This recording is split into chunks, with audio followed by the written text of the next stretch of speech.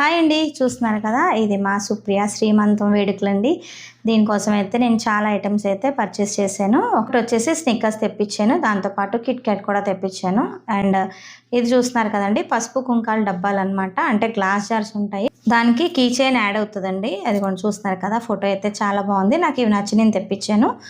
And ఈ Pichwai model bowl కూడా చూసారు కదా, చాలా బాగుంటుందండి. మనకి ఫ్లవర్స్ అవి తెంపుకోవడానికి కానీ, అలాగే మన మందిరంలో వాడుకోవడానికి, ఏమన్నా డెకరేటివ్ ఐటమ్స్ పెట్టుకోవడానికి కూడా చాలా బాగుంటాయని తెప్పించాను.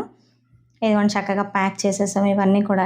అండ్ ఇక్కడ సెలబ్రేషన్స్ అయితే స్టార్ట్ అయిపోయాయండి. ఒకరు వచ్చి చాలా మంచిగా బ్లెస్సింగ్స్ ఇచ్చారు, చక్కగా కూర్చోబెట్టారు. సుప్రియాని అయితే బేబీ షవర్ అని చెప్పి మంచిగా డెకరేట్ చేశారు మా వంశీ సాయి వాళ్ళైతే.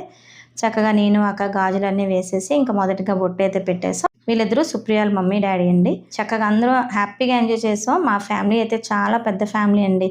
చూస్తున్నారు కదా ఎంతమంది వచ్చారో.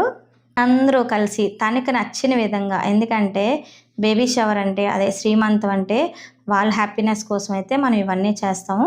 8th మంత్ వచ్చిన తర్వాత వాళ్ళు హ్యాపీగా ఉండాలి, డెలివరీ చాలా ఈజీగా అవ్వాలి, ఎటువంటి భయాలు ఏమీ లేకుండా హ్యాపీగా డెలివరీ అవ్వాలని చెప్పి అందరం కూడా మనస్ఫూర్తిగా దీవించి తనైతే బ్లెస్ చేసామండి. ఇంకా మరి లేట్ ఎందుకు, మీరు కూడా మంచిగా కామెంట్ రూపంలో బ్లెస్సింగ్స్ అయితే ఇచ్చేయండి.